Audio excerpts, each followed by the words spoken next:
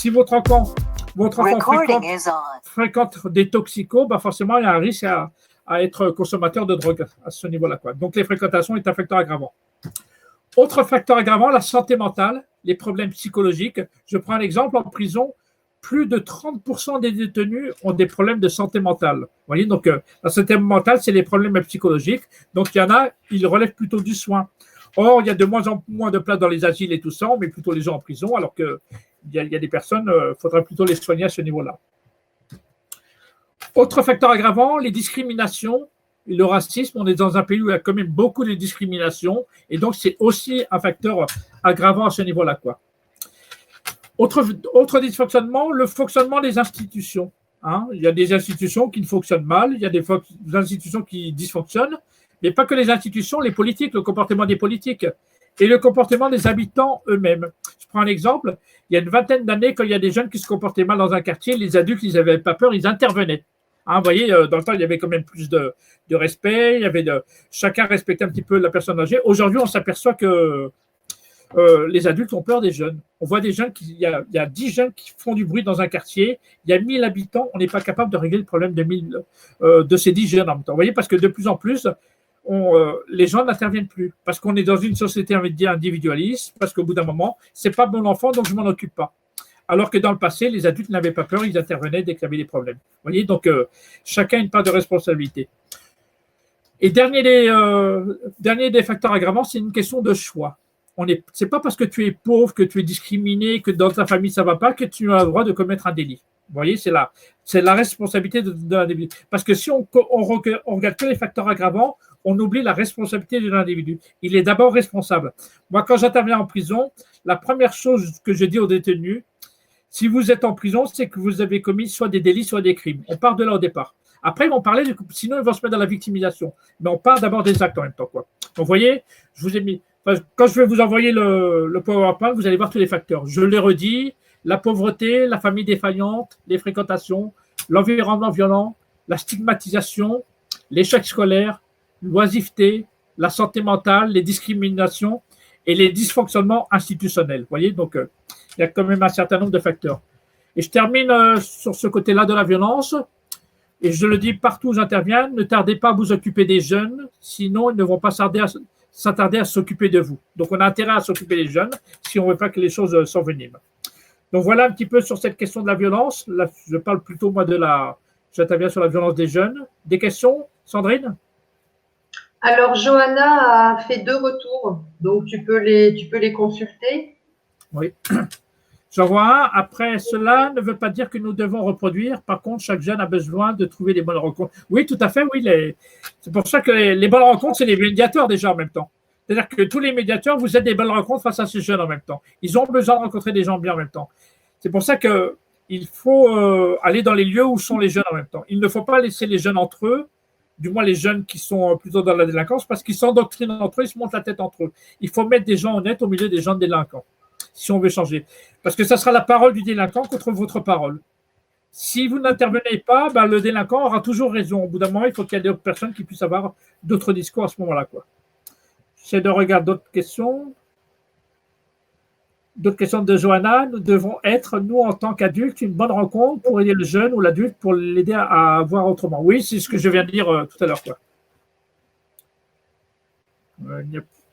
Est-ce qu'il y a d'autres questions sur cette partie des facteurs aggravants au niveau de la délinquance et de la violence? Ok, Yazid, tu peux poursuivre maintenant avec la partie sur le rôle. Enfin, plutôt sur la délinquance, quoi. Pardon. Oui. Je le mets en haut, voilà. Pour la délinquance, enfin, toujours, à chaque fois, les gens me posent la question, je ne suis pas un délinquant, ouais, je ne suis pas un délinquant, des choses comme ça. Alors que des fois, je les vois, les mecs qui sont en prison, ils me disent, je ne suis pas délinquant. Il faut toujours leur dire la définition, c'est quoi la délinquance? Un délinquant, c'est une personne qui a commis un délit. Voilà. Quelqu'un qui commet un crime est un criminel. Celui qui viole est un violeur.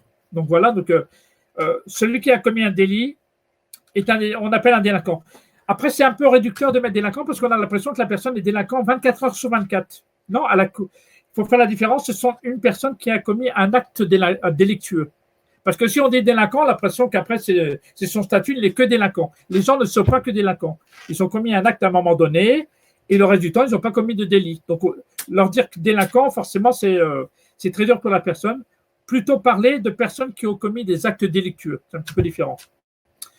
Et pour que ça soit un acte délictueux, il faut que ça ait une violation du code pénal. Il faut que c'est marqué dans le code pénal. Si ce n'est pas marqué dans le code pénal, ce n'est pas un délit. Donc, il faut que ça soit marqué dans le code pénal. Et puis, il y a un dommage à autrui à ce moment-là, quoi. Bon, les finalités du délit, pourquoi on commet des délits? D'abord, l'appropriation, on vole pour s'approprier le bien d'autrui. Vous n'avez pas de téléphone portable, vous volez le portable à quelqu'un, vous avez un portable, vous voyez? C'est une façon d'approprier. Vous n'avez pas de voiture, vous êtes à pied, vous voulez vous déplacer à 10 km plus loin, vous volez une voiture, vous voyez? C'est un moyen de s'approprier quelque chose qui ne vous appartient pas. Deuxièmement, l'action. Dans la délinquance, il y a de l'action. Or, on s'aperçoit que les jeunes, ils veulent de l'action, ils veulent se faire peur, ils ont envie de prendre des risques à un moment donné, quoi. L'excitation, quand tu commets des délits, il y a un côté adrénaline, il y a de l'action en même temps. Vous voyez. Donc, et on s'aperçoit que les adolescents ont besoin d'action, ils ont besoin d'excitation, ils ont besoin de se faire peur. Et le jeu dans la délinquance, c'est un jeu. Brûler des voitures, lancer des pierres contre les policiers, des choses comme ça, donner une claque à quelqu'un, certains le prennent pour un jeu. Vous voyez, il y a plusieurs raisons qui font qu'à un moment donné, on peut commettre des délits, quoi.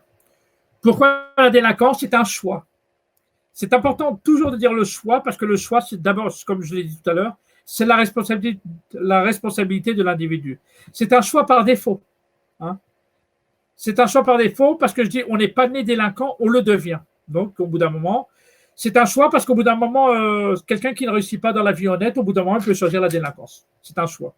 Moi, à un moment donné, j'ai choisi de commettre des délits. J'en suis pas fier, mais j'en ai pas honte non plus. C'est un choix de vie, quoi. C'est un mode d'action permettant de s'enrichir. Quelqu'un qui va faire un braquage, c'est une solution, c'est le problème d'argent. Il n'a pas d'argent, il vole, le lendemain, il est riche. Vous voyez, donc c'est une solution. Un pauvre qui se met à voler, le lendemain, il est riche. Donc, vous voyez, c'est un moyen de s'enrichir pour certains. C'est un statut qui est valorisé par les pairs. Quand tu commets des délits, forcément, tu es reconnu dans ton quartier. Je vous l'ai dit tout à l'heure, au départ, moi, j'étais rien dans le quartier, je n'existais pas. Le jour où je suis devenu délinquant, je suis redevenu quelqu'un dans mon quartier. Vous voyez, c'est un statut qui est reconnu par tes pairs. Pas par les gens honnêtes, mais à la rigueur, tu t'en fous des gens honnêtes quand tu es délinquant. Ce qui t'intéresse, c'est ceux qui te ressemblent. Donc, l'important, tu te valorises à travers la délinquance. Plus tu commets des délits, plus tu vas être reconnu dans ta bande. C'est un sentiment d'exister. Quand tu es délinquant, tu existes. Même quand tu te fais arrêter, tu es en prison, il y a ton nom dans le journal, vous voyez, tu existes. Vous voyez, moi, quand j'étais en prison, il y avait mon nom dans ma cellule, vous voyez, j'étais quelqu'un, Yazid Kerfi, on parle de moi dans les journaux, les choses comme ça, vous voyez, c'est une façon d'exister. Donc, il y a un moyen de valorisation aussi à ce niveau-là, quoi.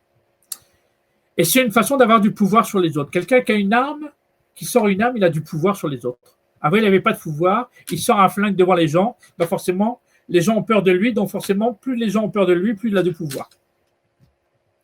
Pourquoi la délinquance? C'est un moyen de devenir acteur de sa propre vie. Au moins, tu deviens quelqu'un à ce moment-là, quoi. C'est un mode d'expression d'un mal-être. Derrière, il y a souvent un mal-être. Donc, c'est pour ça qu'il faut toujours rejoindre la question de la souffrance. Et c'est un moyen de ne plus être victime. Au bout d'un moment, tu es victime, on parle mal de toi. Donc, quand tu as du pouvoir, tu es plus victime à ce moment-là. Tu redeviens une personne à ce moment-là, quoi. Qu'est-ce qui nous pousse à commettre des délits? Il y a deux facteurs importants, c'est le manque d'argent et les copains. Quand tu n'as pas d'argent puis tu fréquentes des copains qui sont délinquants, forcément, ils vont t'apprendre à voler. Au bout d'un moment, tu vas faire comme eux.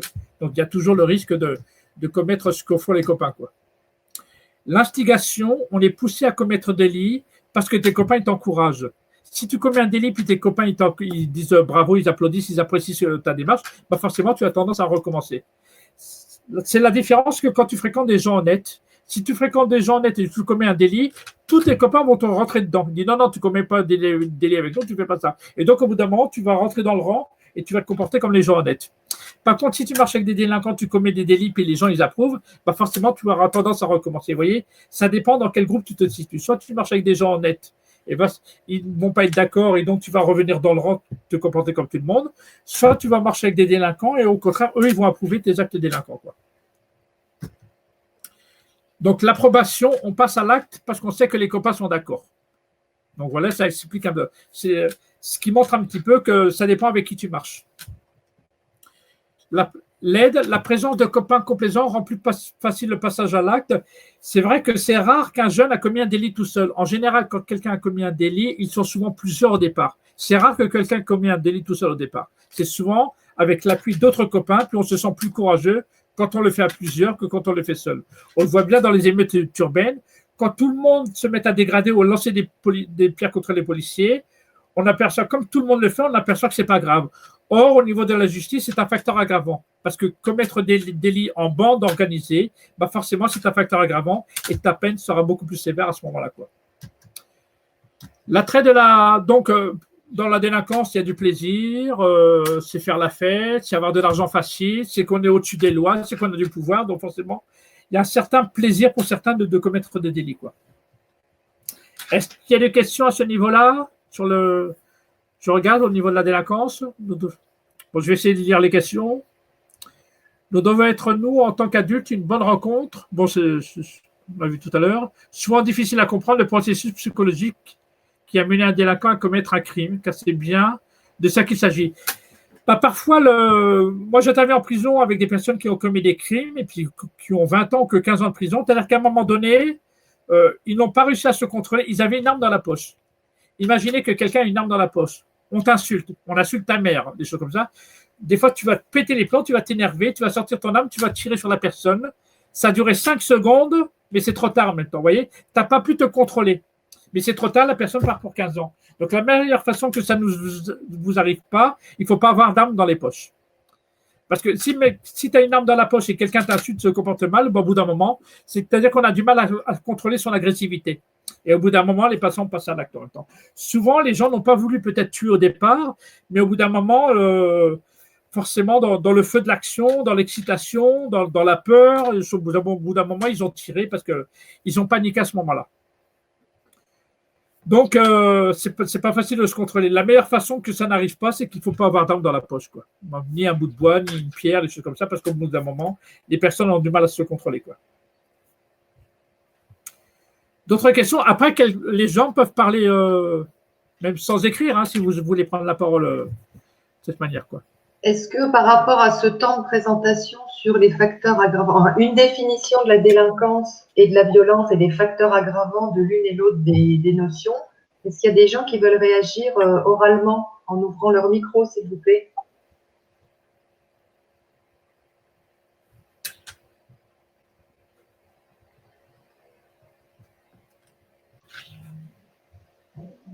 Non, bah Yazid, tu peux poursuivre. Moi, je vais essayer. J'ai lu quelque chose où il y a marqué injustice égale colère égale violence. Yadid, je voudrais que tu puisses nous expliquer où tu mets le conflit là-dedans. Le problème, c'est que pour éviter la violence, il faut qu'il y ait du conflit. C'est-à-dire qu'il faut essayer de canaliser la colère vers quelque chose de positif en même temps, pour éviter la violence. Je prends juste un exemple. Je l'ai écrit dans un de mes bouquins. Un jour, à Mantes-la-Jolie, dans le quartier où j'habitais, les policiers ont tiré sur un jeune qui était en voiture volée, lui ont tiré dans le dos, et la personne est morte. Tous les jeunes voulaient tout casser, tout brûler. J'ai été voir les jeunes ce soir-là, parce que je connais beaucoup de monde également. Je dis non, les jeunes, on ne va pas répondre par la violence, on va trouver d'autres moyens. On va d'abord aller voir la famille, parce qu'il y a quand même, elle a perdu un enfant. Et puis demain, on va faire une grande manifestation, on va passer devant le commissariat de la mairie, parce qu'on n'est pas d'accord. On trouve que ce n'est pas normal, il va falloir se plaindre en même temps, mais on ne peut pas répondre par la violence en même temps.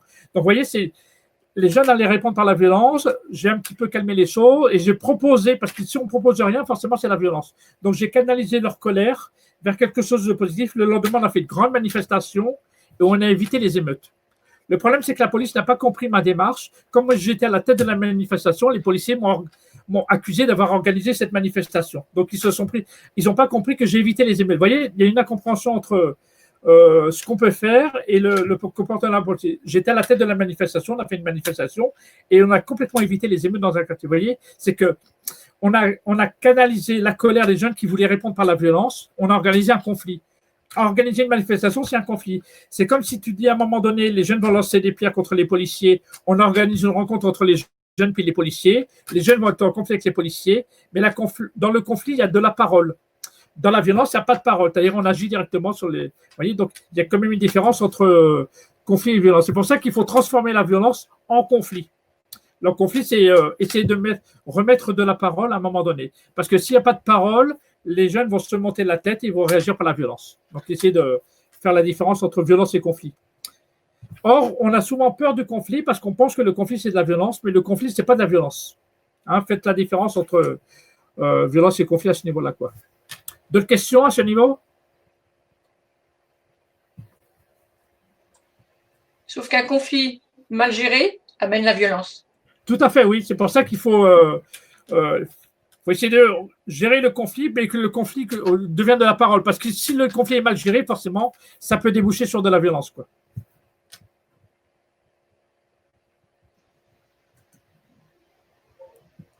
Je rejoins un petit peu sur les parents, puisque souvent, quand j'interviens, souvent, ils disent oui, mais il ne faut pas accuser les parents. Bah, les parents ont une part de responsabilité à ce niveau-là, parce que des parents qui ne surveillent pas leurs enfants, qui ne regardent pas qui va fréquenter, qu'on laisse des jeunes dans la rue, et ben forcément, les parents ont une part de responsabilité. Des parents qui surveillent leurs enfants, qui s'intéressent à eux, qui vont voir s'il a fait ses leçons, les choses comme ça, ben forcément, les parents qui contrôlent un peu plus leurs enfants, forcément, il y a moins de risques que l'enfant, au bout d'un moment, il dévie en même temps, quoi. C'est pour ça que les parents ont une part de responsabilité importante en même temps, quoi, à ce niveau-là. Une réaction à l'écrit Yazid, apprendre à gérer son agressivité pour prévenir la violence. La place de l'accompagnement psychologique est-il nécessaire? Enfin, quelle est la place de… C'est important parce que beaucoup n'arrivent pas à gérer leur agressivité. Beaucoup s'énervent tout de suite. Moi, je rencontre beaucoup de jeunes, ils disent si les policiers me parlent dedans, moi je rentre dedans. Et les policiers savent très bien le faire, ils savent bien que les jeunes ont le sang chaud en même temps. Donc ils les énervent un petit peu, choses comme ça, ils les provoquent un peu, ils savent que le jeune va réagir par la violence, et forcément c'est une façon de l'embarquer, quand on lui colle un outrage et on l'embarque. Donc c'est pour ça qu'il faut apprendre aux gens à gérer le conflit, mais à gérer son agressivité, qu'ils essaient de parler tranquillement, qu'ils essaient d'expliquer.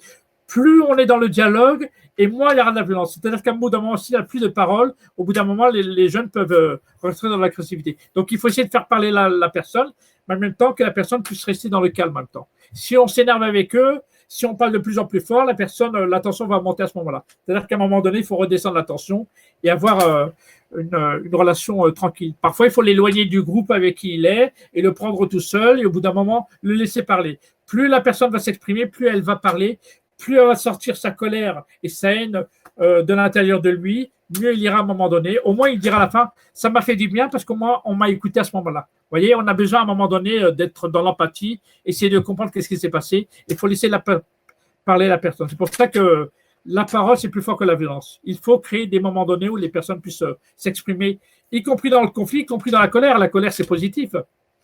Il ne faut pas que ça débouche sur de la violence, mais la parole, c'est quelque chose de très important à ce niveau-là, quoi. C'est intéressant ce que tu dis, mais est-ce que Riyad, il parlait de lui en tant que médiateur ou de quelqu'un d'autre? Tu vois, moi, je pense qu'il parlait de lui. Alors, est-ce que c'est intéressant parce que le médiateur, tu as raison, le médiateur, il doit être très calme, il doit être impartial, il doit être amoral, il doit être, tu l'as dit dans ton autre truc, et je trouve que c'est important de leur redonner ça parce que nous, on est l'électron libre qui n'a pas qui sur le temps donné de notre intervention n'a pas de morale. Elle n'est là que pour véhiculer de la parole et même si intérieurement on pense des choses, comment ils peuvent le dire? Moi, je trouve que c'est important que tu reprennes ça parce que tu le dis bien quand peut-être que tu vas le dire après quand tu parles de ton intervention sur le terrain. Mais je pense que c'était plus enfin, de ce que j'ai compris quand je lis, la place du médiateur. Oui, c'est-à-dire l'important, c'est d'aider les personnes à trouver les mots. Parce que quand ils ne trouvent pas les mots, au bout d'un moment, forcément, ils peuvent réagir par la violence. Mais il faut à un moment donné les laisser l'exprimer. Peut-être intervenir dans un moment plus calme, parce qu'à un moment donné, il y a des tensions, c'est difficile de parler à ce moment-là. Mais à un moment donné, dans un moment plus calme, les personnes puissent peut-être s'exprimer davantage. Peut-être que si on est deux médiateurs ensemble, c'est plus facile parce qu'on peut se passer le relais. Parce que tout seul, on est confronté à la personne en face et forcément, on peut soi-même s'énerver. Mais quand on est deux personnes, forcément, la personne prend le relais. Ça permet de vous de préparer à sortir votre prochain discours que vous direz à la personne en même temps, quoi. Donc, c'est pour ça qu'il y a un moment donné de créer la rencontre, mais essayer à un moment donné de pouvoir trouver les mots pour la personne, de pouvoir en sortir, quoi. Johanna fait aussi un retour en disant qu'il n'y a pas forcément d'accompagnement aussi à chaque niveau d'échange avec le médiateur ou l'éducateur. Et comme tu dis, Yazid, le dialogue est important. Disons qu'en réponse, ce n'est pas systématiquement l'accompagnement psy qu'il faut proposer ou penser. Non, mais c'est qu'il y a des moments donnés, quand il s'est passé des tensions et autres, on revoit en équipe, essayer de comprendre les bonnes pratiques en même temps. Donc, on parle de la situation et on essaye avec eux de trouver qu'est-ce qu'on aurait pu faire pour améliorer les choses en même temps. C'est-à-dire qu'à chaque fois, il faut revenir sur ce qui s'est passé, peut-être l'incident et tout ça, et revoir en groupe de quelle manière on aurait pu intervenir à ce moment-là. Vous voyez, c'est sur l'analyse des pratiques. Qu'est-ce qu'on aurait pu faire à ce moment-là? Parce que parfois, on a du mal à gérer. Et si on l'explique entre nous, pendant les réunions de travail, peut-être des fois travailler avec un psychologue qui nous aide aussi à travailler, ça permet à un moment donné de travailler un petit peu sur ses difficultés soi-même. Parce que le médiateur était aussi en difficulté à ce moment-là, donc il est important qu'à un moment donné, on puisse à un moment donné, dans d'autres moments, parler de la situation.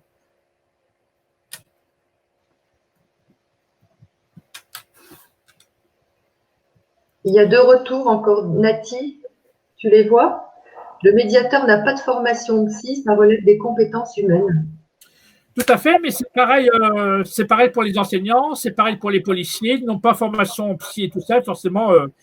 Quand on n'est pas formé là-dessus, forcément, ça peut déboucher à un moment donné sur la violence, quoi. Beaucoup de personnes ne sont pas formées à ça. Ils ont tous affaire à des publics parfois difficiles, et forcément, ils n'ont pas formation là-dessus, donc c'est difficile. C'est pour ça qu'il faut, dans les formations, avoir quand même une formation psy, au moins un début de formation là-dessus en même temps, quoi. Le médiateur doit envisager des modules. Ouais. Après, je ne suis pas un spécialiste des formations psy. Hein. Ouais. Mais oui, c'est vrai, je pense qu'il faut avoir des formations, connaître un petit peu la psychologie, quoi.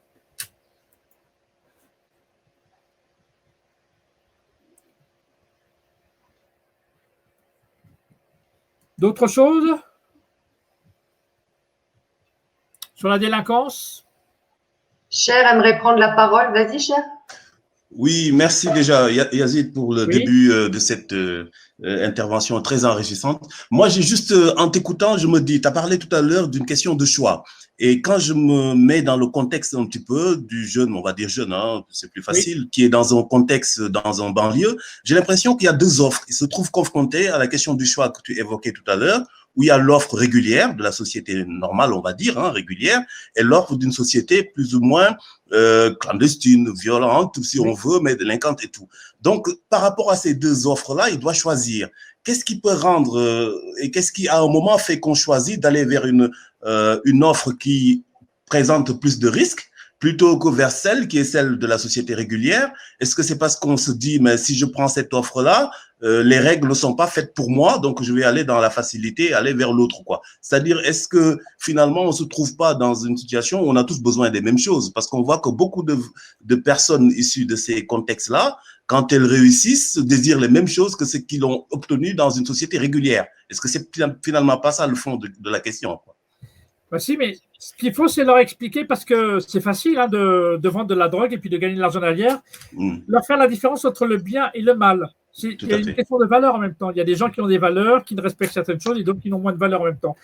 Parce que les gains dans la délinquance sont rapides, mais ils ne sont pas éternels en même temps. Donc, il faut toujours leur dire que quand on choisit la délinquance, soit on finit en prison, soit on finit au cimetière. En tout cas, on fait pleurer ses parents. Je ne pense pas qu'il y a des parents qui sont heureux d'avoir des enfants délinquants en même temps. C'est-à-dire que c'est le mauvais choix. Forcément, ça te conduira en prison à un moment donné.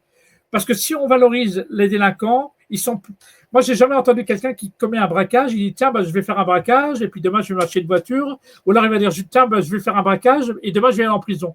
Ils sont persuadés qu'ils ne vont pas se faire attraper. Le fait qu'ils soient persuadés de ne pas se faire attraper quand on commet des délits, on a tendance à commettre des délits.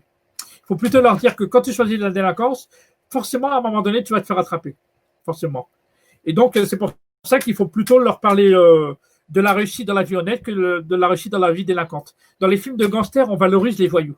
Regardez, dans tous les films de gangsters, on valorise les voyous. Et donc, à force de voir des gens dans les quartiers qui réussissent dans la délinquance, de voir des voyous dans les films de gangsters qui réussissent, forcément, certains sont tentés dans la délinquance. Notre discours, c'est de dire que ça, il y a le bien et il y a le mal. Et quand on choisit la délinquance, on peut finir mal à ce moment-là. Vous voyez, il faut essayer de les persuader. Ce n'est pas toujours facile, parce qu'il y a tellement d'argent à gagner dans la délinquance, et puis quelqu'un qui n'a pas d'argent, qui ne trouve pas de travail, forcément, il peut être tenté. Mais il faut quand même insister. C'est pour ça qu'à un moment donné, c'est plus facile pour moi d'intervenir en prison, parce qu'en prison, ils sont en situation d'échec.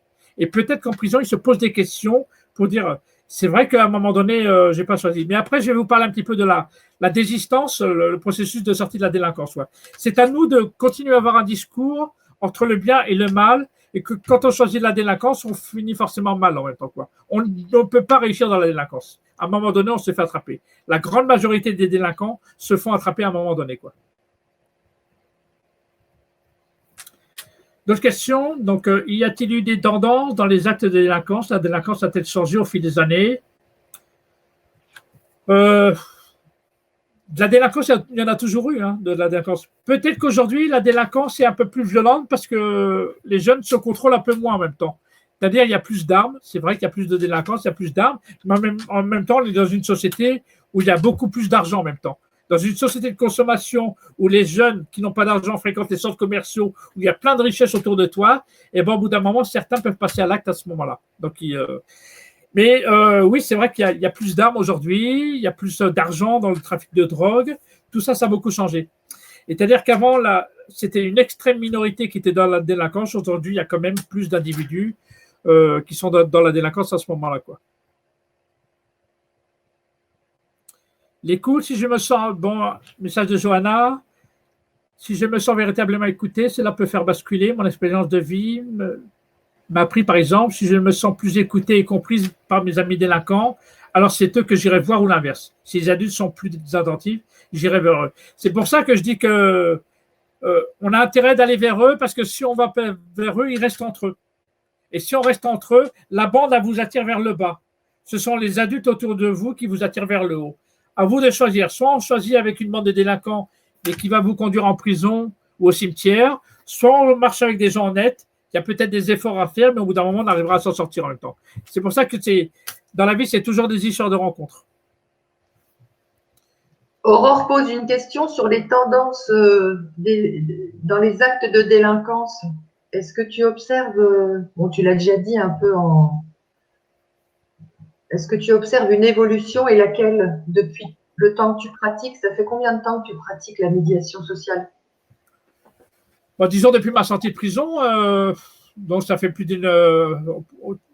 au moins 25 ans, quoi. Donc, l'évolution, c'est qu'il y a quand même un rajeunissement de la délinquance. Elle est de plus en plus tôt, mais en même temps, les familles sont de plus en plus dans la précarité. Des familles monoparentales, il y en a beaucoup plus qu'avant.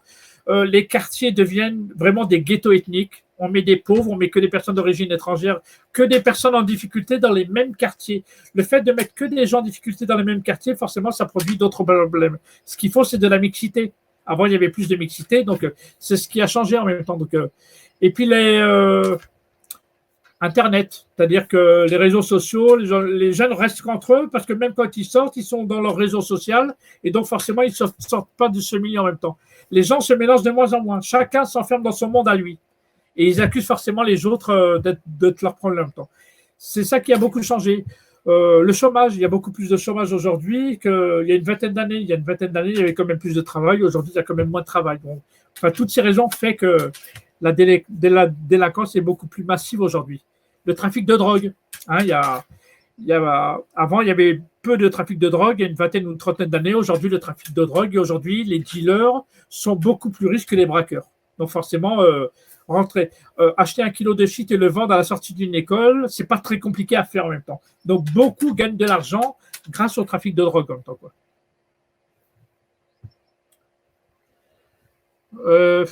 D'autres questions? Je pense qu'il est important de Riyad. Je pense qu'il est important pour un médiateur d'acquérir une formation psychologique. Oui, on l'a dit tout à l'heure, et la gestion de la violence. De toute façon, il va y avoir des formations que je vais intervenir sur la gestion de conflit. À partir du 2e semestre. J'ai noté le besoin. Nous allons y travailler pour apporter un module de sensibilisation. Le rôle des parents, oui, les parents ont toute leur place, mais beaucoup de parents sont en difficulté. C'est pour ça qu'il faut aider aussi les parents. Quand les parents sont en difficulté, il faut qu'ils demandent de l'aide. Parce que les parents qui s'enferment, qui ne font pas une démarche aller vers les autres, forcément, ils seront de plus en plus en difficulté. Donc, c'est comment on aide ces parents qui sont en grande difficulté avec leurs enfants. Donc, à un moment donné, les parents ont besoin d'aide aussi, à un moment donné, quoi.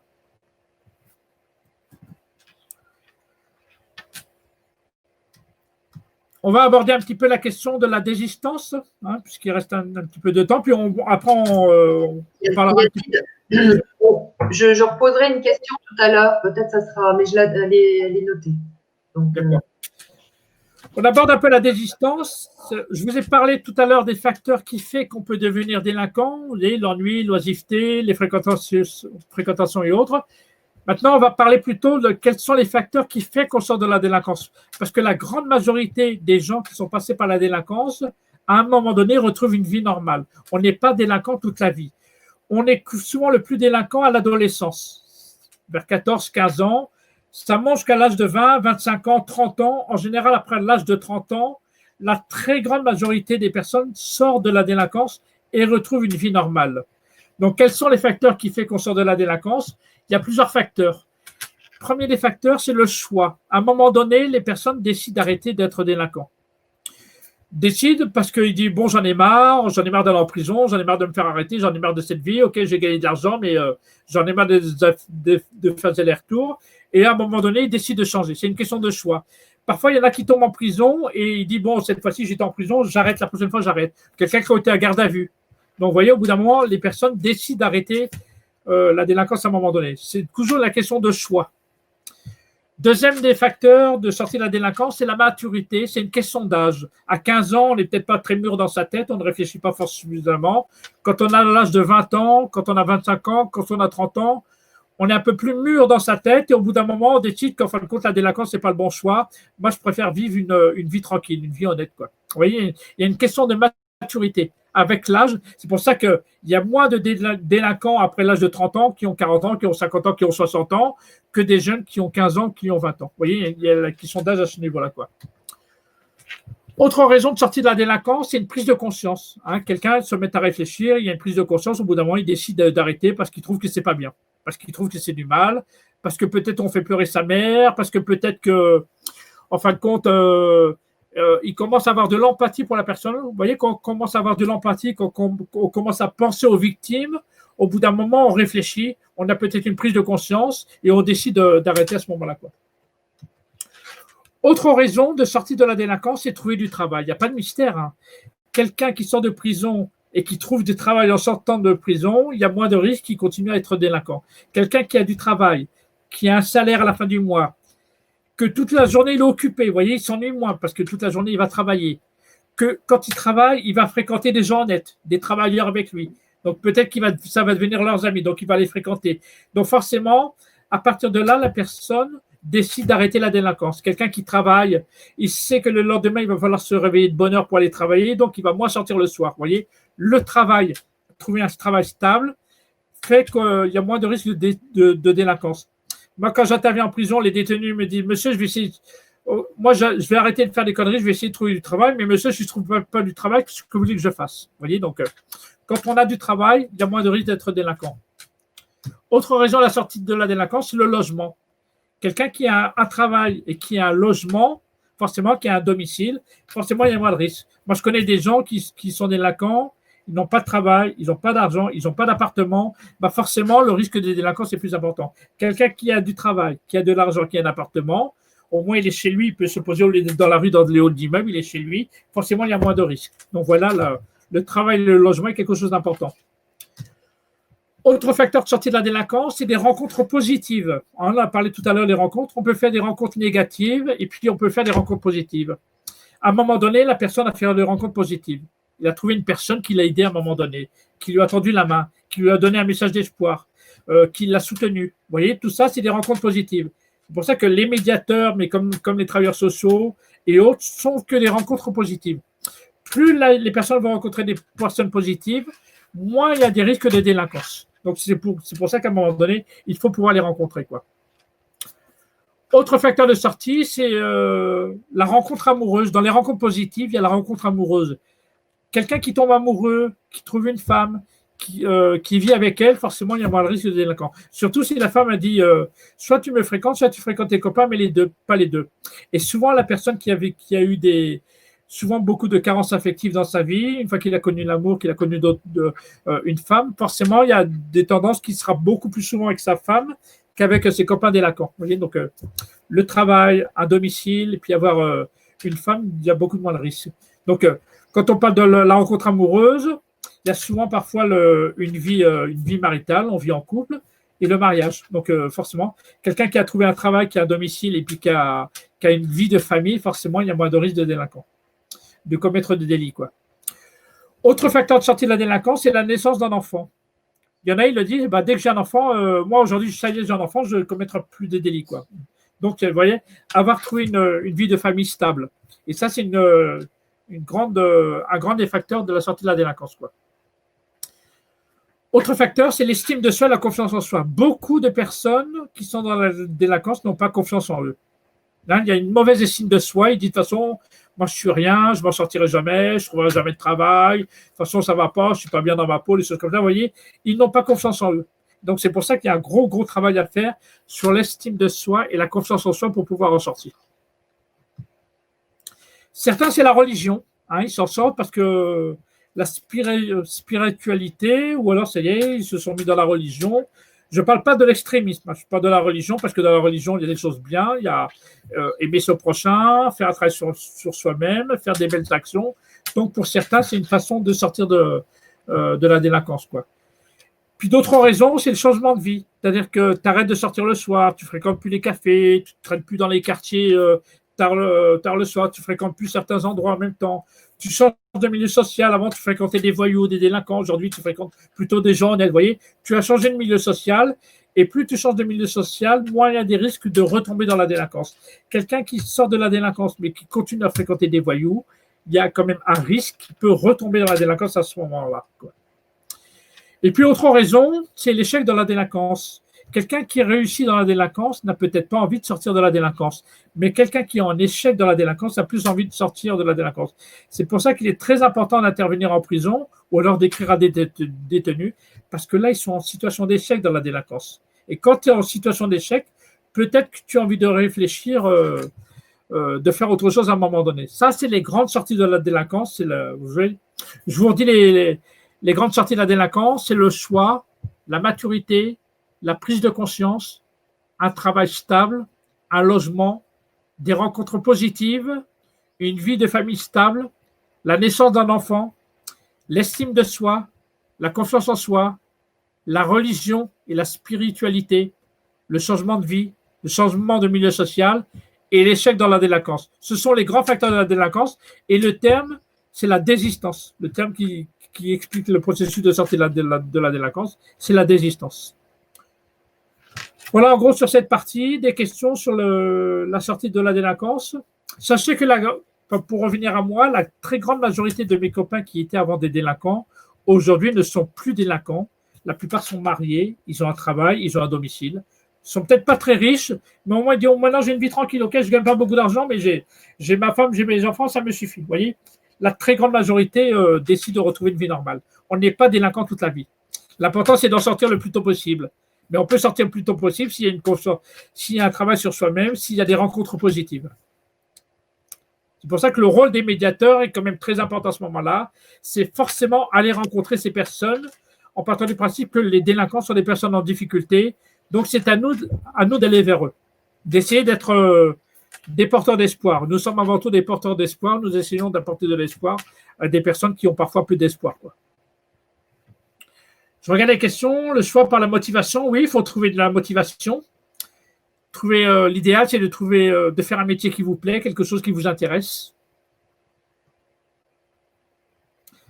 Pour vous, quel a été l'élément déclencheur pour avoir l'envie de sortir de la délinquance? D'abord, moi, j'ai aimé la délinquance. J'étais passionné par la délinquance. Aujourd'hui, je suis passionné plutôt par la prévention de la délinquance. Qu'est-ce qui m'a fait sortir de la délinquance? 2 raisons. C'est les rencontres positives. Il s'est produit un déclic dans ma tête. Le jour où je suis passé en commission d'expulsion pour être expulsé du territoire français, et beaucoup de personnes sont venues me soutenir. Ils ont dit au juge que j'étais un mec intelligent, j'avais des capacités. Moi, ça m'a beaucoup bousculé.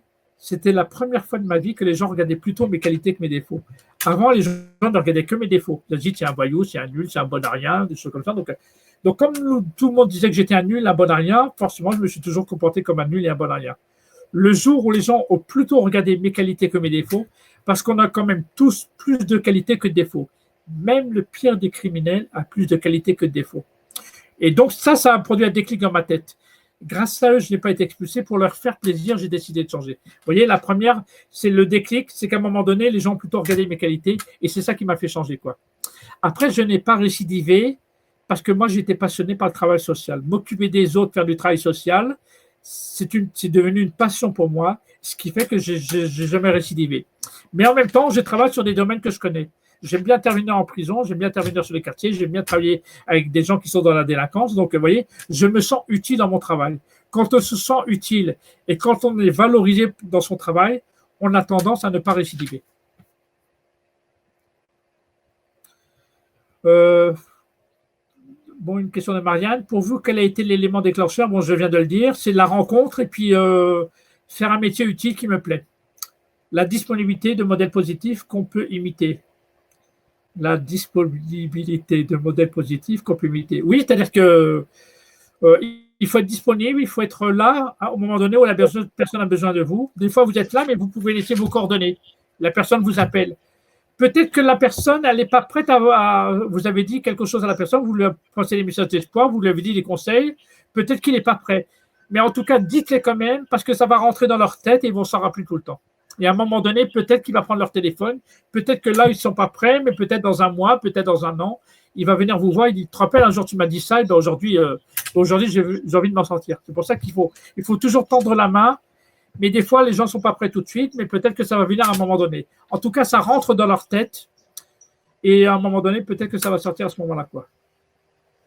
Et je voulais dire, Yazid, c'était un petit peu dire, ce serait bien aussi qu'on valorise assez souvent les modèles de personnes issues de ces contextes et qui ont réussi à faire des parcours formidables, en l'occurrence comme toi ou pour d'autres. Et pas seulement que les jeunes, en l'occurrence, n'est pas que des modèles de personnes qui arrivent à rester dans l'environnement négatif et à y réussir. Donc, valoriser un petit peu les réussites, quoi. Et que ceux qui sont issus de ça, ils retournent un peu pour valoriser ça. C'est ça que je voulais dire. Tout à fait, parce que partout, les voyous sont valorisés. Les voyous sont valorisés dans leur quartier. Dans les films de gangsters, on valorise les voyous. Moi, quand j'interviens dans un collège, par exemple, auprès de jeunes, je fais un débat, je raconte mon parcours. Le problème, c'est que les jeunes sont plutôt fascinés par mon passé que par mon présent. Et donc, j'essaye de dévaloriser mon passé, de dévaloriser la délinquance. Par contre, je valorise la vie honnête. Et c'est pour ça qu'il faut beaucoup plus, comme il l'a dit la personne qui vient de prendre la parole, il faut plus valoriser les personnes qui ont réussi que les personnes en échec. Il faut valoriser les gens qui ont réussi leurs études, qui font du bac, qui vont bien travailler, qui travaillent. Il faut valoriser ça et plutôt dévaloriser les délinquants. Sinon, eux, ils vont valoriser la délinquance, quoi. Que penses-tu du risque de représailles qui bloque à aller vers les délinquants? Je ne comprends pas trop la question. Que penses-tu du risque de représailles qui bloque à aller vers les délinquants? Jocelyn, est-ce que tu peux prendre la parole? Yazid, je pense que c'est qu'en tant que médiateur, tu peux être, ou acteur de terrain, tu peux être un peu bloqué par l'idée que si tu vas toi vers un délinquant, tu t'exposes, tu n'es plus en sécurité. Exactement, ça a été bien résumé ma question, c'est exactement ça, Sandrine. Oui, il y a toujours une prise de risque quand on va vers les délinquants, mais il faut toujours partir du principe que avant d'y aller, il faut se poser la question, qu'est-ce qui risque de m'arriver si je vais les voir? Pensez à la situation le pire. Passez la situation le pire, même si vous allez vers des délinquants, ils ne vont pas vous tuer, ça c'est sûr. Ils ne vont pas vous tuer. Ce ne sont pas des monstres. Partez du principe que les délinquants, ce sont aussi des êtres humains comme tout le monde, mais qu'ils ont aussi des difficultés. Donc, c'est à vous plus vous vous présentez bien, plus vous êtes humble, plus vous n'êtes pas des donneurs de leçons, plus peut-être vous partagez quelque chose avec eux, et moins ils auront tendance à être agressifs avec vous. C'est-à-dire qu'à bout d'un moment, il faut accepter d'y aller, et on s'aperçoit qu'en fin de compte, que les délinquants, ce qu'ils demandent, c'est qu'on les écoute, qu'ils ont besoin de parole. Ils peuvent être des délinquants, mais en même temps, c'est des êtres comme tout le monde. Donc, c'est pour ça qu'à un moment donné, il faut aller de la manière la plus simple possible. Moi, quand quand tu dis de la manière la plus simple possible, est-ce que ça peut être très concrètement, pour être pratique, de dire à la personne qui est dans la délinquance, de lui dire que toi, tu as peur en tant qu'intervenant? Ça marche, ça? Oui, on peut lui dire que tu me fais peur. On peut lui dire parce que souvent ils ne se rendent pas compte qu'ils font peur, mais parfois ils font peur aux autres en même temps. Les gens ont peur d'eux. Et c'est vrai qu'il y a beaucoup de quartiers. Par exemple, hier j'étais dans un quartier, il y a beaucoup d'habitants, ils ont peur de ces jeunes. Et en fin de compte, on a peur de l'inconnu. On a peur de l'inconnu parce qu'on ne les connaît pas du tout en même temps. Et enfin, ils ne se rendent pas compte eux-mêmes qu'ils font peur.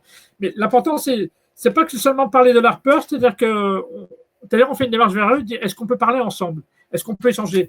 Moi, souvent, j'y vais avec quelque chose, parce que si on y va avec rien, il y a de la méfiance. Donc, moi, j'y vais, souvent, je prends un thermo de thé, puis je dis, est-ce qu'on voulait qu'on prenne un verre ensemble? Est-ce qu'on peut discuter ensemble? Certains ont envie de parler, d'autres n'ont pas. Parlez déjà avec ceux qui ont envie de parler, peut-être qu'ils vont vous introduire vers d'autres jeunes en même temps. C'est-à-dire, acceptant à un moment donné de prendre une part de risque, d'aller vers l'autre, et on s'aperçoit en fin de compte que ce n'était pas compliqué. C'est-à-dire, il faut travailler sur ses propres peurs. Le courage, c'est d'avoir peur et d'y aller quand même. Vous voyez un groupe de jeunes quelque part, il dit bon, je ne vais pas y aller, moi j'ai peur, il risque de m'arriver quelque chose. Donc, essayez d'y aller. Tout seul, c'est peut-être plus difficile. Si vous êtes deux, peut-être que c'est plus facile d'y aller. Puis en fin de compte, on s'aperçoit que ce n'était pas très compliqué.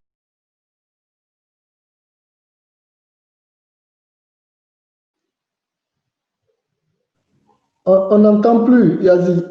Yazid, reconnecte ton micro. Ouais. Vous avez tout entendu? À quel moment je me suis arrêté? Je ne sais plus. Il y a 20 minutes, Yazid. Hein? Non, je rigole. Il y a 20 minutes. Ça fait 20 minutes que tu… Ah oui? Non, oui. Excuse-moi, oui. Non, on parlait de la peur et d'y aller à deux, peut-être. Oui, c'est-à-dire y aller à deux, ou alors, c'est-à-dire que moi, je suis comme tout le monde, j'ai une appréhension quand je vais sur un quartier le soir en même temps. Mais je me pose la question, qu'est-ce qui me fait peur en même temps? On a souvent peur de l'inconnu. On n'y va pas parce qu'on nous a mis plein d'images, ouais, les délinquants, ils vont mal nous recevoir. C'est-à-dire, acceptons la prise de risque d'y aller. Et on va les voir, on leur dit, est-ce que je peux vous parler? Est-ce que je peux vous parler? Est-ce qu'on peut échanger? Je suis un médiateur qui travaille dans le quartier. Est-ce qu'on peut discuter ensemble? Vous voyez, on leur demande s'ils ont envie de parler. Certains ont envie de parler, peut-être d'autres n'ont pas envie de parler. Mais on s'aperçoit que beaucoup de ces jeunes ont quand même envie de parler. Ils sont contents qu'à un moment donné, on leur donne la parole parce qu'ils ont l'impression qu'ils n'existent pas. Rien que vous leur donnez la parole, ils existent à ce moment-là. Donc, vous voyez, à un moment donné, il faut y aller, il faut passer au-dessus de ses peurs. Le courage, c'est d'avoir peur et d'y aller quand même. Puis en fin de compte, on s'aperçoit que ce n'était pas très compliqué. Donc, il faut oser à un moment donné faire le pas. Parfois, quand on est deux, c'est plus facile. Parfois, quand on y va avec quelqu'un qui les connaît, qui vous a introduit auprès du groupe, ça sera peut-être plus facile en même temps, quoi. Parce qu'il y a de la méfiance. Vous êtes méfiant, mais eux, ils sont méfiants aussi de vous parler. Donc, est-ce que je peux reformuler en disant qu'il y aurait deux niveaux? Le premier, ce serait le premier contact avec ce groupe de personnes.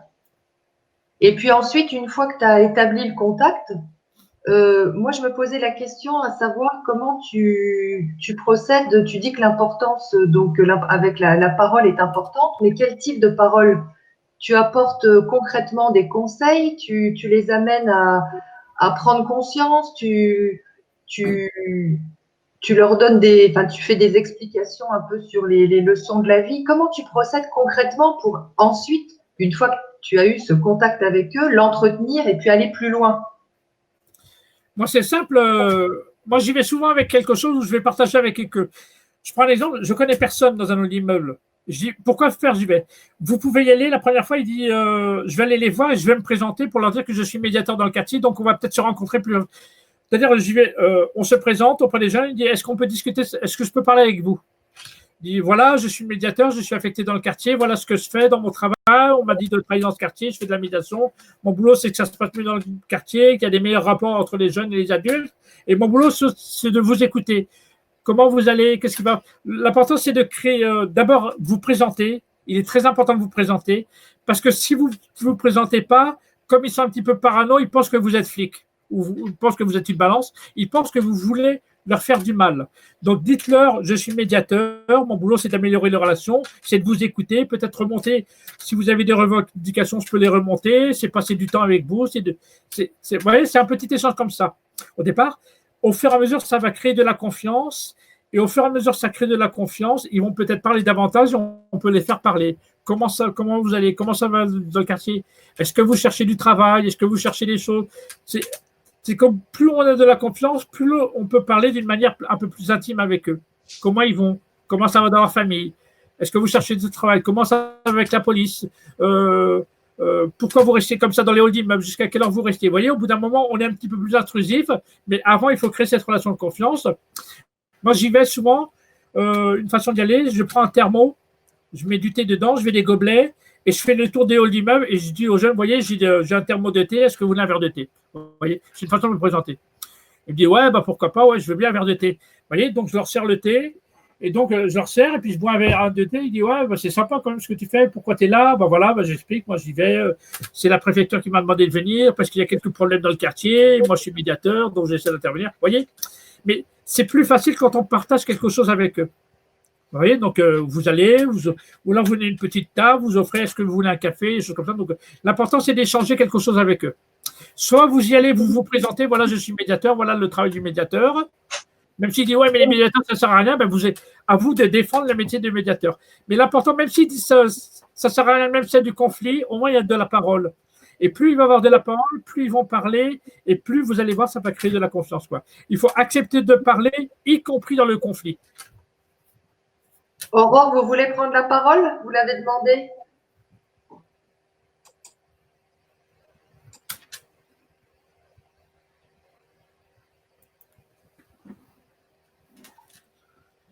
Aurore, vous êtes là?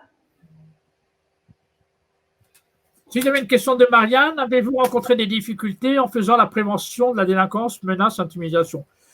Non, j'en suis à 325 soirées en France, 325 quand même. Hein. J'ai fait des quartiers nord de Marseille, la région lyonnaise. J'ai fait à Mayotte, en Nouvelle-Calédonie. J'étais à Chicago, même aux États-Unis. J'en ai fait beaucoup en région parisienne. Ça s'est toujours très bien passé. En même temps, il y a des personnes qui viennent te voir, il y a des personnes qui ne viennent pas te voir. Les gens ne sont pas obligés de te parler. Il y a des gens qui n'ont peut-être pas envie de parler. Ce n'est pas grave. L'important, c'est à vous de donner la meilleure image de vous-même. À vous de montrer que vous êtes une personne bien. Plus vous allez montrer que vous êtes une personne bien, plus les gens vont avoir tendance à vous parler et plus ça va créer de la confiance et plus dans le quartier, vous aurez une bonne image que vous êtes un bon médiateur. Tout se joue dans les premières secondes. Ne ratez pas votre entrée dans le quartier. Si vous y allez en donnant des leçons, forcément, ça ne marchera pas. Soyez le plus humble possible au départ. Créez du lien. Au départ, créez du lien. Dites aux jeunes, moi, je suis là parce que je vous aime bien. Parce que moi, j'aime bien le quartier, parce que j'ai envie de faire quelque chose avec vous, parce que j'ai envie de vous aider, parce que j'ai envie d'aider tout le monde. Il dit, franchement, ça fait plaisir que quelqu'un, au moins, il nous écoute.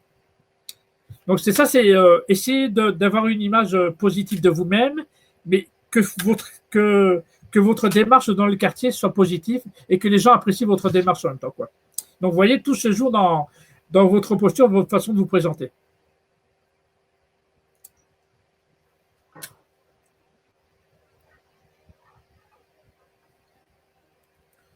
Yazid, une question relative. Homme, femme, médiateur, la tâche peut être bien différente face à des délinquants au sein des quartiers. Je n'ai pas compris la question, répète, Sandrine. Suivant que l'on est un homme ou une femme médiateur, la tâche est différente face aux délinquants ou pas selon toi? Il n'y a pas de très grande différence. Sachez que quand je fais des médiations nomades dans les quartiers en France, je suis accompagné surtout par beaucoup plus de filles que d'hommes. Avec les filles, il y a moins de rapports de force avec les jeunes. Les jeunes se confient plus facilement à des filles qu'à des hommes. Donc, pour moi, c'est plus facile pour des filles que pour des hommes en même temps. En même temps, il y a toujours des risques parce que parmi tous les gens qu'on rencontre dans les quartiers, il y en a qui sont voleurs, il y en a qui sont violents, les choses comme ça. Donc, il faut quand même que les filles soient un peu protégées. Donc, l'idéal, c'est ça soit une équipe mixte. Il y a un homme et une femme ensemble en même temps. Parce que peut-être que il y a des jeunes dans les quartiers qui ne veulent pas parler aux filles. Donc là, ça sera un homme. Et puis, il y a des quartiers où les jeunes ont plus envie de parler avec des filles qu'avec des hommes en même temps. C'est pour ça qu'une équipe mixte, c'est toujours plus intéressant dans un quartier.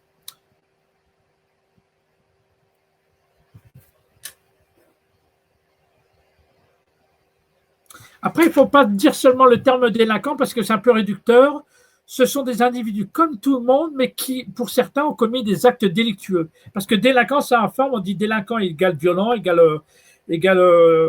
ça rejoint à la peur en même temps. Ce sont des personnes qui ont commis à un moment donné des actes délictueux, mais ils ne sont pas que délinquants en même temps, quoi.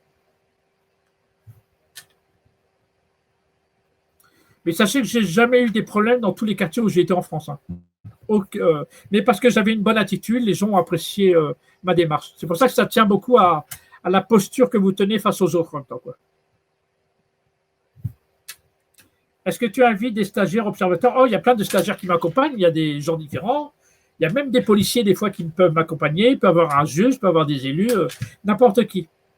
Il y a une phrase qui est très importante que je dis partout, un concept, provoquer la rencontre pour se connaître pour se respecter pour vivre ensemble. Je dis provoquer parce que naturellement, les gens ne se mélangent pas. Donc, au bout d'un moment, il faut provoquer la rencontre.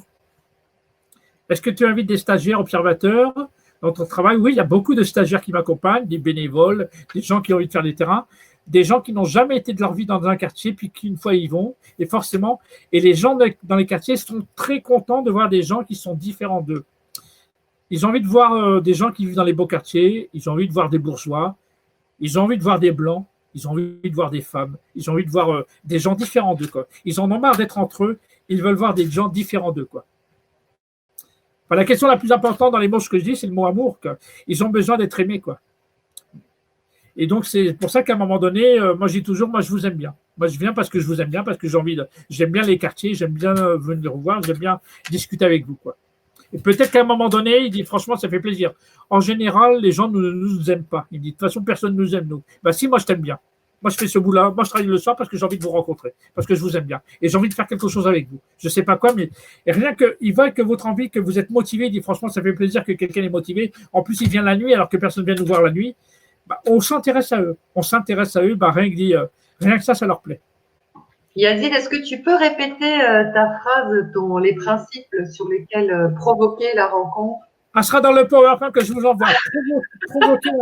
Provoquer la rencontre pour se connaître pour se respecter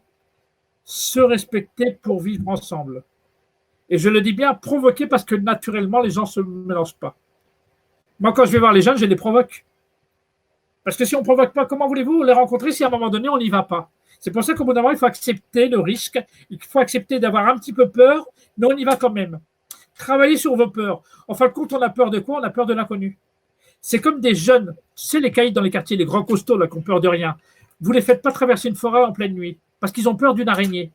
Dans le quartier, c'est des grands caïds, vous voyez, parce qu'ils ne connaissent pas la forêt. Ils ont peur de la nature. Et c'est la même chose. Donc, quelqu'un qui ne connaît pas des quartiers, ils ont peur des quartiers.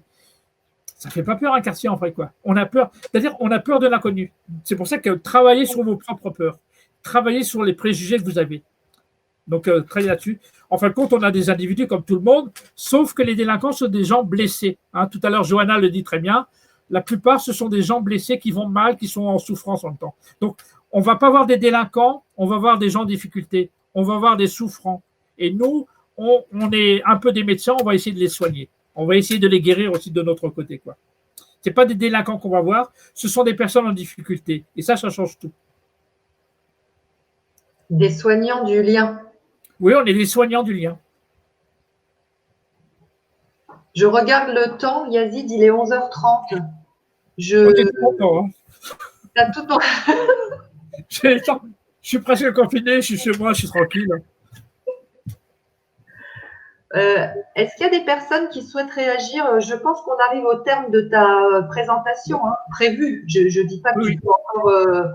oui, j'ai un peu de temps encore. Donc, si vous avez… la présentation que tu souhaitais faire, est-ce que tu l'as réalisée là? Oui, en gros, après, moi je marche mieux quand il y a des questions-réponses, c'est beaucoup plus intéressant que de lire un PowerPoint et tout ça. J'aime pas lire. Est-ce que chacun d'entre vous pourrait prendre un petit temps en ouvrant sa caméra à tour de rôle pour justement faire un retour à Yazid sur à la fois le contenu et puis peut-être des questions encore qui resteraient à travailler? Jocelyn, vous voulez bien démarrer par un petit tour de… Attends, j'ai une petite question avant. Est-ce que, Yazid, tu fais le parallèle entre ce qui se passe au niveau de la drogue, c'est-à-dire que les jeunes se droguent beaucoup et que finalement, vers 30-35 ans, ils arrêtent. Est-ce que ça pourrait avoir un lien avec le fait qu'on arrête ou pas la délinquance? Est-ce que tu penses que c'est lié? Ça peut être différent. Enfin, je ne suis pas spécialiste de la toxicomanie, mais les toxicos sont avant tout des malades. Donc, c'est avant tout des malades, donc ça relève du soin, ça relève aussi des problèmes psychologiques. Mais c'est un petit peu la même chose au départ parce que Ça entraîne de la délinquance quand même. Les toxicos que les délinquants, ils n'ont pas fait des belles rencontres à un moment donné. C'est qu'à un moment donné, comme ils ne peuvent pas prendre la parole, ils se sont enfermés dans la toxicomanie. Comme ceux qui se suicident. Sachez que la deuxième cause de mortalité chez les jeunes, c'est quand même le suicide. Donc certains choisissent le suicide, certains choisissent la toxicomanie ou l'alcoolisme, certains choisissent la délinquance. La délinquance est un signe de bonne santé chez les jeunes. Ils ne sont pas bien dans leur peau, ils réagissent par la délinquance. Moi, je n'ai jamais choisi la toxicomanie ou l'alcoolisme. D'abord, je n'ai jamais bu d'alcool de ma vie, ni touché la drogue. J'ai choisi la délinquance. Mais dans les trois, c'est un manque de lien, c'est un manque de parole à un moment donné, quoi. Les trois, pour moi, relèvent du soin. Ok, mais je vais plus loin, parce que tu n'as pas répondu à ma question. Les toxicos ont besoin de la délinquance pour pouvoir rester. Ah oui, pour avoir les moyens, de payer leur drogue. C'est pour ça que quand on sait que ça s'arrête vers, en général, 35 ans, ça pourrait aussi jouer sur les deux tableaux, quoi. Je ne sais pas. C'est une question que je me posais en t'écoutant. Oui, mais les toxicos, il faut d'abord les soigner. Le plus important, c'est les soigner. Parce que le jour où ils sont soignés, qu'ils n'ont plus envie de consommer de la drogue, ils n'ont plus besoin d'acheter de la drogue. Ils sont des toxicos, mais pour acheter leur drogue, il leur faut beaucoup d'argent. Et comme ils n'ont pas de travail à côté, forcément, ils peuvent aussi être des dealers et des toxicos en même temps, quoi. C'est pour ça qu'il faut d'abord les soigner, quoi. Et peut-être qu'en les soignant, on va les enlever, on va les sortir de leur délinquance, quoi. Ouais. Oui, d'accord. D'autres questions ?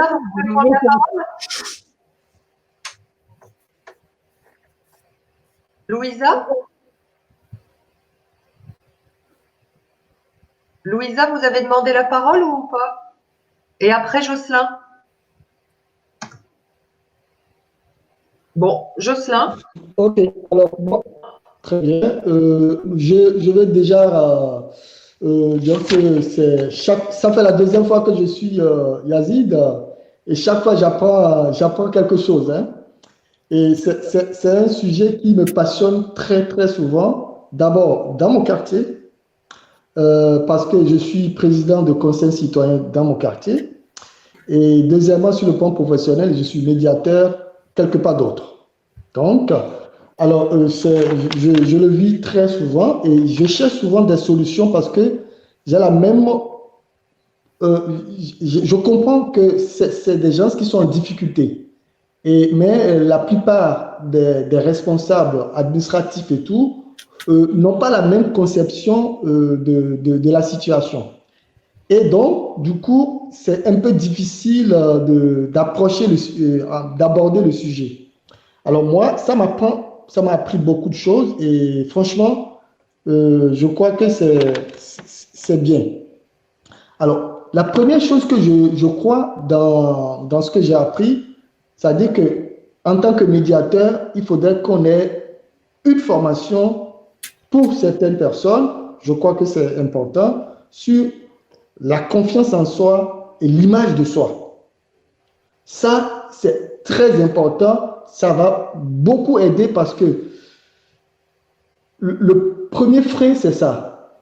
On a peut-être la compétence, voilà, on sait peut-être comment échanger avec les gens, comment mettre à l'aise. Moi, c'est ce que je remarque très souvent, même les gens que j'accompagne, les gens sont paniqués, ils sont devant moi parce qu'ils ont tel problème, ici, tout ça. La première chose que je remarque, c'est comment arriver à leur redonner un peu confiance d'abord.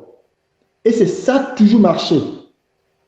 Quand je le fais, après, je les amène et après, on commence maintenant par voir quel est le problème et tout ça. Et donc, je crois que cette formation, je ne sais pas si il faudrait que vous mettez cette formation en place pour la confiance en soi, l'image de soi et la confiance en soi, pour les médiateurs. Et je crois que si nous déjà, nous avons ça, après, on peut facilement gérer les cas de conflit comme ça, parce que sans ça, on ne peut même pas aller vers eux, on ne pourra pas avoir le courage, on ne saura pas quoi dire, on ne sera pas à l'aise devant eux. Donc, moi, c'est ce que je retiens essentiellement en dehors des autres éléments. Voilà, c'est juste une contribution. Non, tu as raison, c'est-à-dire il faut d'abord travailler sur soi-même, sur la confiance en soi et des choses comme ça, mais on peut le faire aussi si il faut être passionné, quoi. Moi, j'adore ce que je fais, j'adore mon travail et tout ça.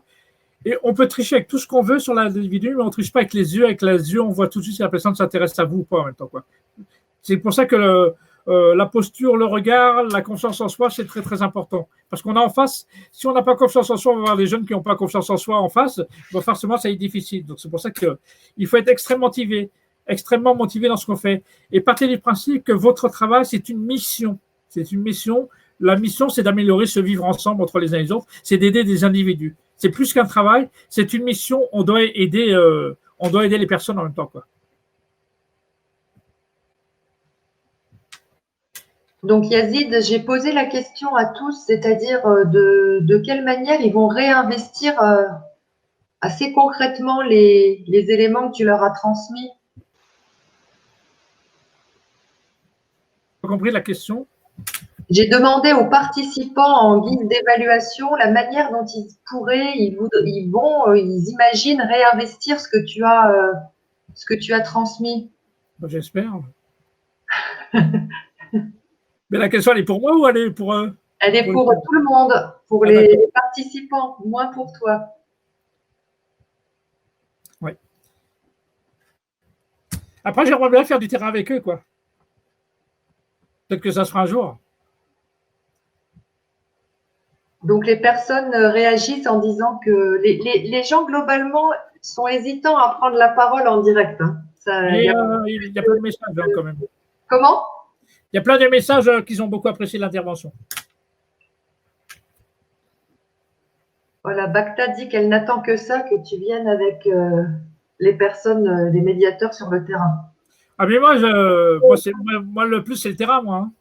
Est-ce que tu peux redire pour les personnes qui n'ont pas participé au webinaire précédent que tu peux, via ta structure, venir sur les sites à la demande des territoires. Tu peux réexpliquer très rapidement la manière de te contacter pour une intervention sur le territoire. Non, mon boulot, je peux intervenir sur les territoires dans le cadre de la médiation de nomades avec mon camping-car et m'installer le soir et faire du terrain avec eux. Même sur le camping-car, on peut y aller comme ça. Donc, pour ça, c'est à eux de demander à la ville où ils travaillent, aux institutions, aux éducateurs, aux centres sociaux, des choses comme ça, qu'on aimerait faire venir Yazid. Je peux faire du débat public pour les habitants, je peux faire du débat dans les collèges, mais je peux aussi faire de la rue, la journée, la nuit, et faire tous les tours d'immeubles de quartier où vous êtes, mais aussi avec les médiateurs pour vous expliquer un petit peu une façon de faire en même temps. Et vous verrez que ce n'est pas très compliqué à faire, quoi. Mais c'est à vous de demander à la ville dans laquelle vous travaillez pour me faire intervenir sur les territoires, quoi. Est-ce que ça a un coût? Oui. Enfin, oui, c'est un coût parce que c'est une association, on est cofinancé. On est financé par l'État et le deuxième financement, c'est la ville. Mais la ville a demandé à la préfecture. Le prix d'une soirée avec le camion, c'est 500 €. D'une soirée. Hein. En général, les villes demandent les financements dans le cadre du FIPD, le Fonds interministériel de prévention de la délinquance. Parfois, c'est le contrat ville qui paye. Parfois, c'est les bailleurs lui-même qui payent les soirées. Après, il faut rajouter les frais de déplacement. Mais en même temps, s'il y a plusieurs interventions, ils se partagent les frais de déplacement parce que je viens de Paris, quoi, avec le camion. Mais ce n'est pas très compliqué. Hein. J'ai de la demande. J'interviens dans toute la France, il y a des demandes partout, quoi. Alors, sachez pour tout le monde que Yazid co-animera la formation module de base à la rentrée sur les 3 sites Nancy, Strasbourg et Reims, et spécialement une formation de 4 jours sur prévention et gestion des incivilités et des conflits. Yazid, c'est ça, hein, les dates sont posées. On transmettra à tous le programme. Voilà. Il y a des personnes qui disent devoir quitter la conférence, donc j'en profite avant que tout le monde, parce que je vois que le nombre d'auditeurs diminue. Je vous remercie tous pour votre participation, votre présence. D'autres temps sont prévus avec toi, Yazid, au fil des semaines à venir, encore 5-6 conférences. La prochaine, c'est sur les rapports police-jeunes. Voilà. Donc, il y a aussi beaucoup à faire à ce niveau-là, quoi. Donc, merci à toutes et à tous pour votre participation. Merci à l'équipe des GIP. Merci aux partenaires des RDJSCS pour l'organisation. Merci à l'intervenant. Merci, Sandrine. Ouais.